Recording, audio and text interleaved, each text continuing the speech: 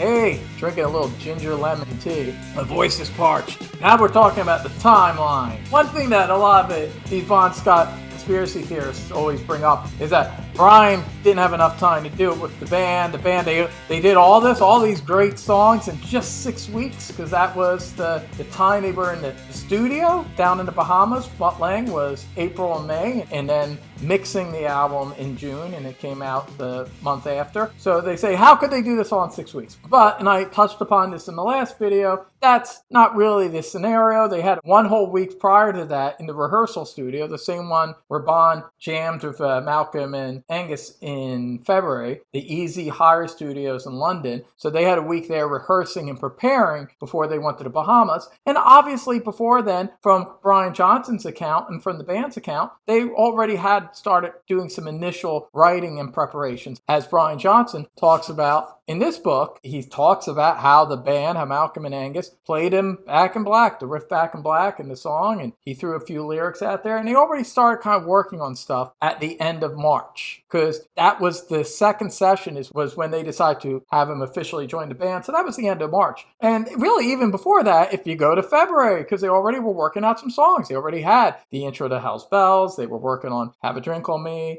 The Back in Black riff was already a riff that Malcolm had going back to the Highway to Hell tour. So from that first session in February, and then to when they finally finished recording in the Bahamas, in total, it's about like 3 to 4 months. That's the reality, and that's about the time frame that it normally took them to put an album together. Fortunately for them, they got a highly talented singer and working with Mutt Lang, one of the greatest producers ever, who whipped them into shape for Highway to Hell and co-wrote and produced most of Def Leppard's biggest hits. The guy's a fucking hit maker, and what do you know?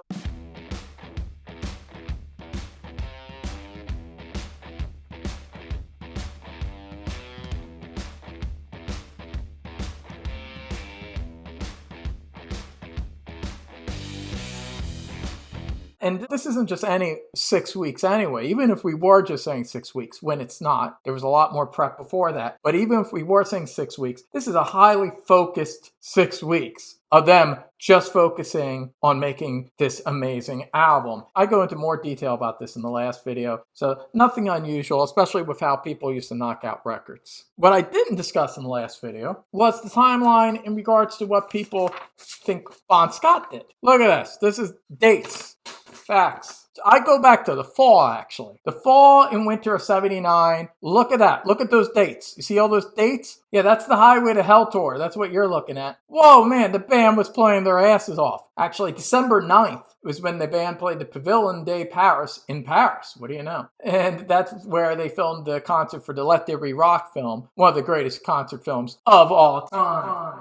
Then they took a break. They took a winter break, and that's the period that Bon's family's talking about. January 27th is actually the last show. So they play all throughout January. All throughout January, they are booked solid. This is a fucking hot ticket. Highway to Hell tour. The last show is in Southampton, England. Typically for the band has written a few riffs here and there. You know, Malcolm says he wrote the riff for Back in Black during this tour. You know, they're in hotel rooms and buses. You know, they write a few things. I'm sure Bon scribbled a few lyrics here and there and some notes, you know, and they're putting some stuff together. We should assume at least they are putting together as much stuff together for this next album as they did when they were wrapping up a leg of the Powerage tour and going to Miami to work with Eddie Kramer the year prior for Highway to Hell. Now, looking at the state of the material from the Bonfire box set, that meant that this material would likewise be in a similar early gestating, undeveloped stage. And probably need a lot of rewriting down the line, especially since they haven't started working with Mutt Lang yet. Yeah, naturally, once they wrapped up this tour and they started rehearsing just like they did the year prior, following the band's songwriting pattern, this is what they're hoping to accomplish again. So the plan is that they're all going to meet up in London and do this.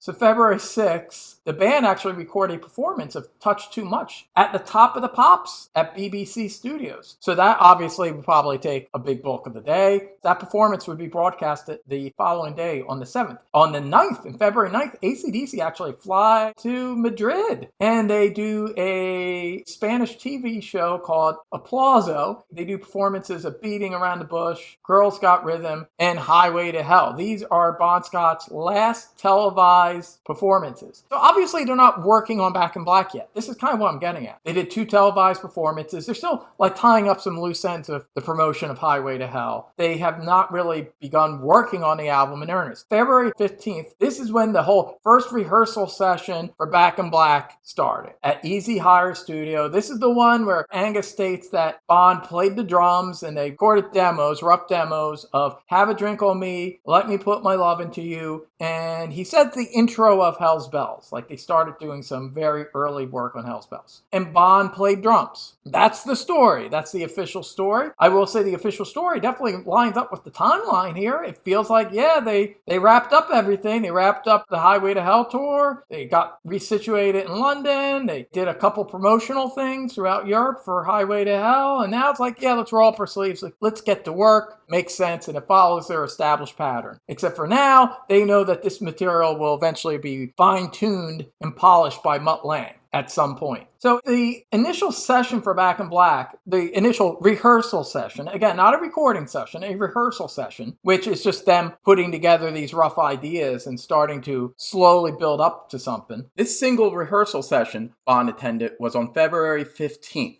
Sometime during the late evening of February 18th, and early morning of February 19th, Bon tragically died. This timeline means Bon only had 3 days to work on lyrics. And that's only if he worked on them on every one of those days. So Bon only had 3 days to write lyrics inspired by the music Malcolm and Angus played for him at this single rehearsal session. This is how they usually wrote songs. Angus and Malcolm had the music first, they threw the riffs, sometimes even a title or a basic song idea, and they would throw it at Bon, and Bon sometimes would write lyrics right there on the spot, sometimes he'd go off with his notebook and pen lyrics. In this case, according to Angus and Malcolm, he went off to write the lyrics this time. Okay, so Bon only had 3 days to write all the big hits on Back in Black and all the best songs, and he totally nailed it in 3 days. People scoff at this idea that Brian Johnson, with the Young brothers and Mutt Lang in the recording studio with nothing else to focus on, and with a month of prep work beforehand,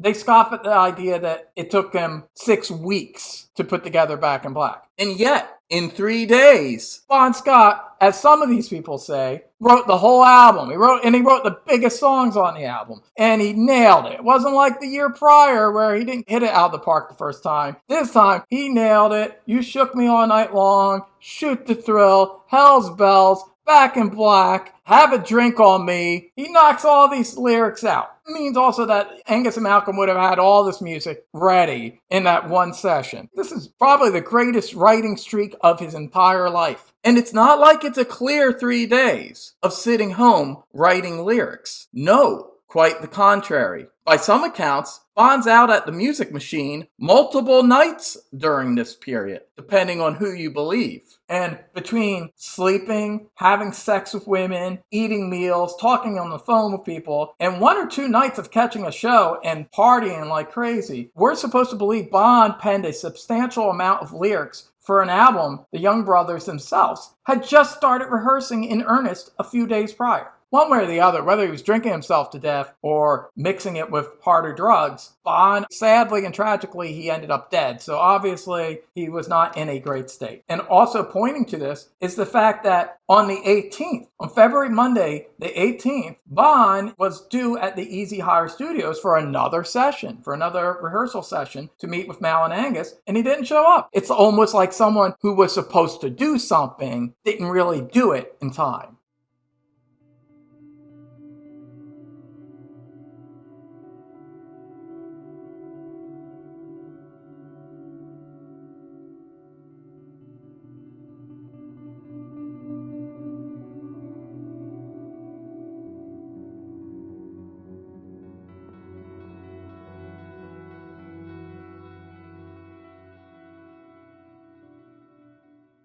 timeline and the various quotes from the people around Bond points to this narrative, in my opinion. I'm just constructing another narrative based on the evidence that's before me. It's speculation. I think Bond, sadly, was kind of dropping the ball. I think he wanted this to be the big one. Part of him thought it would be the big one. He told some people, like his mom, he tries to spin it in a positive way. But then to some other people, he kind of reveals the darker and sadder truth that he's kind of breaking under the pressure. He's been really working hard to keep up with that AC/DC machine. Angus and Malcolm, they just keep knocking it out. Album after album, tour after tour. He expressed to many people it was really tough. And like I said, those early takes of the Highway to Hell songs the year prior showed that Bond's first instincts weren't always gold. And he only had a few days. He only had a few days to work on the lyrics after these rehearsal sessions. And before that, he was touring and doing promotional videos and visiting a family for Christmas. And he was busy. He was doing a lot of shit. Plus, Bond was also partying and shagging women and doing all kinds of things. So I think it was just all too much. I think it's a very sad thing that happened, but I think Malcolm was handed these lyrics that were on this single note or whatever sheet he got, and it probably wasn't Bon Scott's best stuff, and they said, okay, fuck it, let's get to work, because it's a cathartic thing, like everything they've always said, that this was how they worked through it. And a lot of times we create the greatest art when we're working through something in a cathartic manner.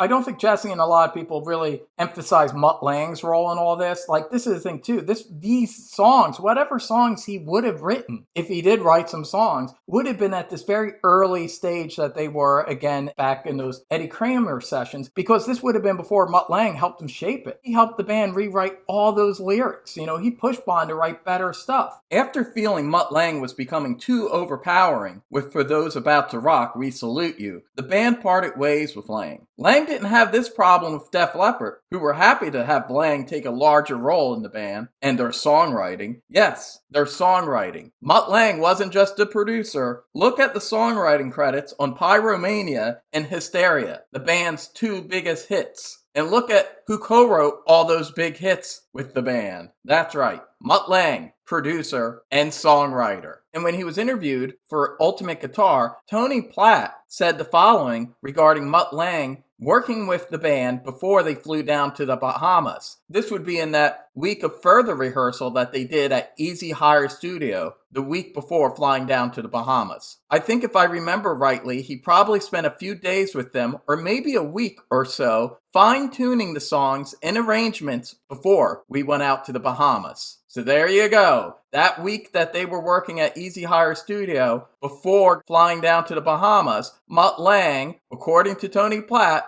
was most likely helping the band fine-tune and arrange, which would end up being their biggest album they ever recorded. And this totally falls in line with Mutt Lang's established record of making hit records. And you're telling me that Mutt Lang, with Bond's former songwriting partners, the Young Brothers, couldn't help a scrappy Geordie pen some stellar lyrics over a period of a couple months? Maybe the word genius should also be bestowed to Mutt Lang and Malcolm Young. Malcolm Young, who not only came up with all those money riffs, but was the creative leader of the band. Even the band's first two albums without him feature his songwriting, many of his riffs and song ideas being used. It's yet to be seen if there can even be an AC/DC album without Malcolm Young's contributions. Bond was important to AC/DC, but Malcolm was even more important. And then there's Angus, no slouch himself, and obviously the star of the live show. And yes, he was always the star of the live show. Just watch the concert film Let There Be Rock and listen to the live album If You Want Blood, You've Got It. The crowd is chanting Angus,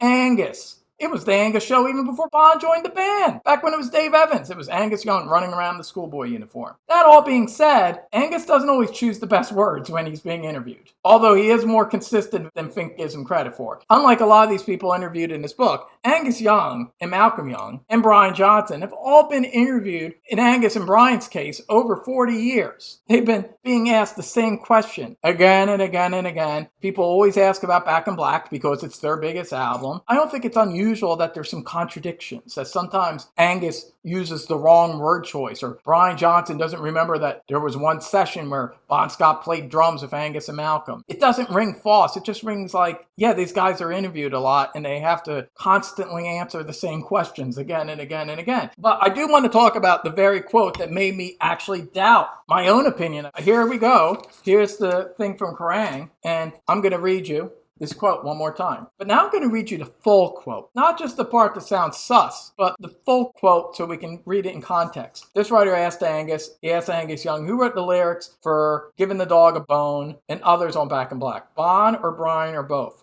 Bon wrote a little of the stuff. So there you go. That was the big shocking line. Bon wrote a little bit of the stuff. But look at the full line. The full statement is, Bon wrote a little of the stuff. A week before he died,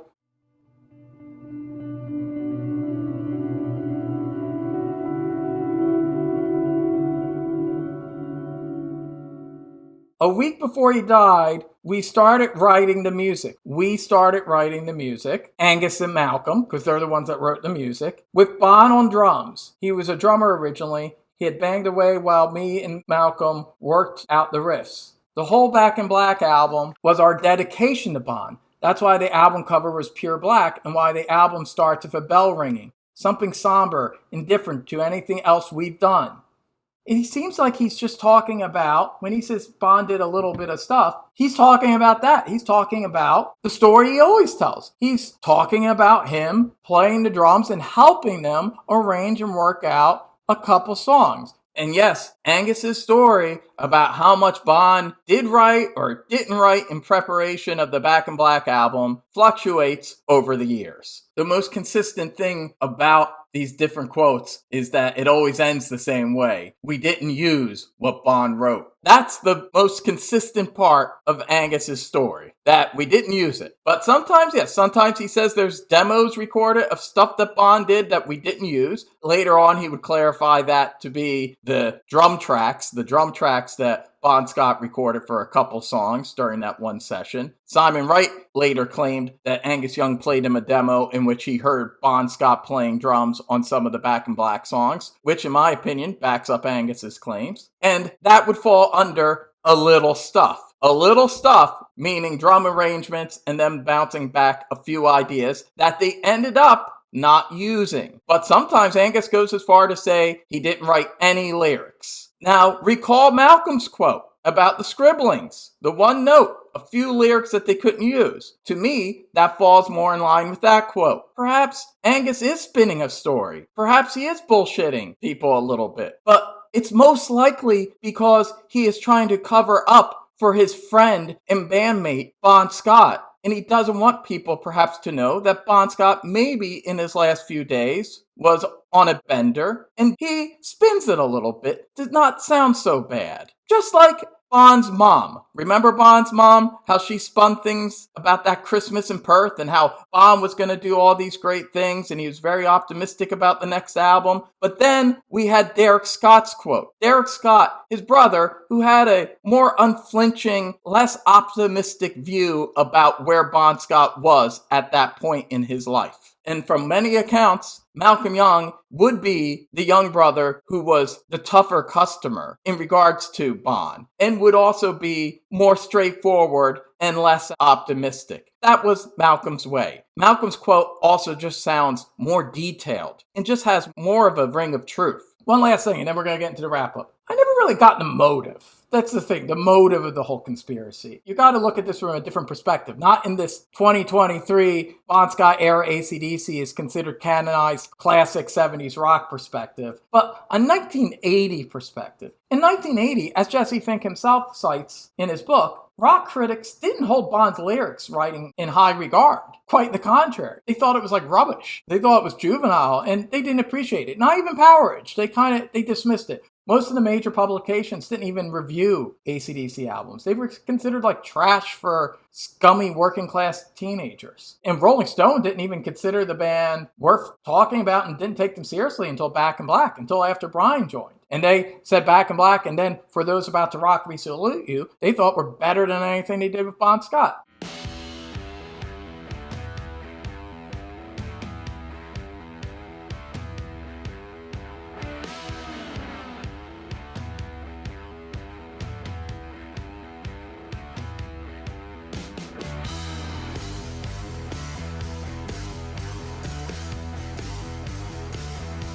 So, it was a different time. This reappraisal of Bon Scott was kind of on the distant horizon at that point. And of course, these publications and critics, they were wrong to neglect Bon's era of the band, but it definitely raises the question of motive. I mean, quite frankly, why would the Young brothers even care to steal his lyrics at this time period? I mean, AC/DC was primarily known for Angus Young's antics on stage and their awesome guitar riffs. No one was discussing the genius of Bon's lyrics on Powerage in 1980. Maybe a few close friends were and people that knew him, and maybe the band themselves. It's actually Angus, Malcolm, and Brian Johnson who were the ones that first started talking up Bon Scott's genius and lyrics in interviews. And Powerage was considered a commercial disappointment. It was only after intentionally streamlining Bon's lyrics on Highway to Hell, though still quite good. Bon's lyrics on Highway to Hell aren't as personal and lack the uniqueness of Powerage or even Let There Be Rock and Dirty Deeds for that matter. This is why Brian and the boys were able to emulate Bon's style on Highway to Hell for certain songs. It was a more streamlined and simplistic style,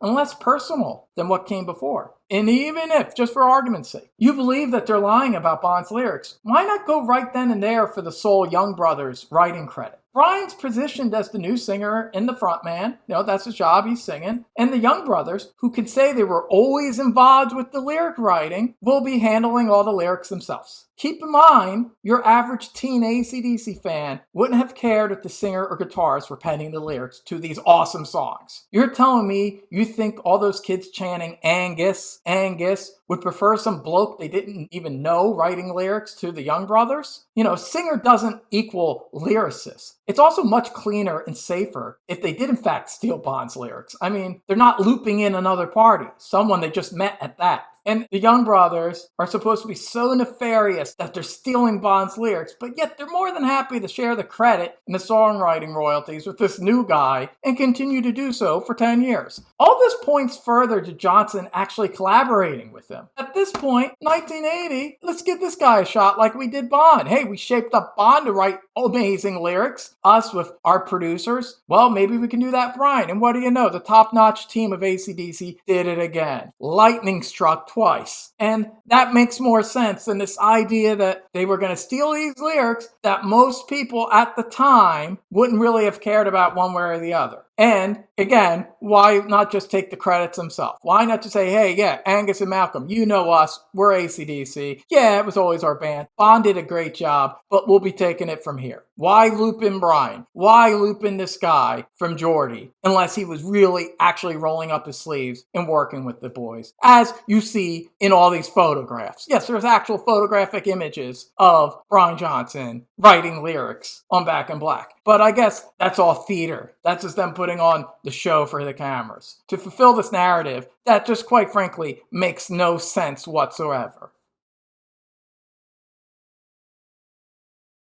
And there we go. That was me taking this more seriously per Jesse Fink's request. There you go, Jesse. Thanks a lot for giving me all that great research in this book, Bon the Last Highway by Jesse Fink. Also, buy this book by Brian Johnson, The Lives of Brian. You know what's really great about this book? I mean, buy both books. Why not? Live it up. But what's great about this book is it's written by the guy who actually wrote the lyrics to Back in Black. At least most of them. He wrote most of the verses. He had some help, but he wrote the majority of them. And despite what Jesse Fink thinks, he's a really cool guy that almost the whole world loves. Yeah, Brian Johnson saved AC/DC. That doesn't get stated enough, in my opinion. Yeah, he saved AC/DC. If they had picked the wrong choice, if they picked like that guy from Moxie, never would have happened. Back in Black never would have happened. No other person could have done it but Brian Johnson. He was the perfect guy, working class guy.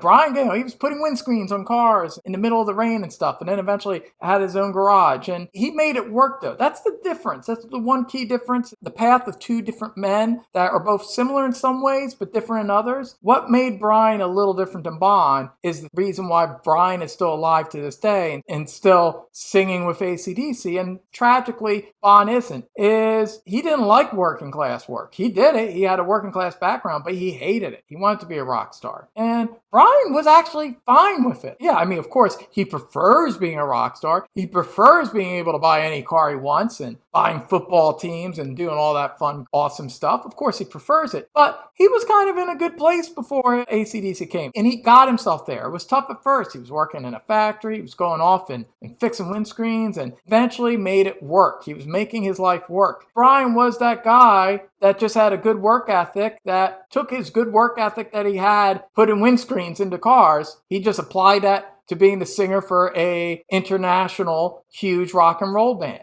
The band were very fortunate to have a guy like Brian Johnson step in at that exact moment when they needed someone like that. As much as I love Bon Scott, I got to tell you, to me, the iconic image that I think about when I think about AC/DC is I always think about the Bell and Cannon tour. I was too young to see it back in the day, but I've seen the clips on YouTube. Angus bobbing his head, Brian Johnson with the flat cap, Harley Davidson shirt, clenching his fist. To me, that's the first image that comes to my mind. Maybe Jesse Fink and more snobbish Bon Scott purists would think I'm some kind of cretin. Like I'm some kind of cretin because I actually love Fly on the Wall and Ball Breaker. And to me, their snobbery is not dissimilar to the same snobbery that was directed at Bon Scott and the band in the 70s.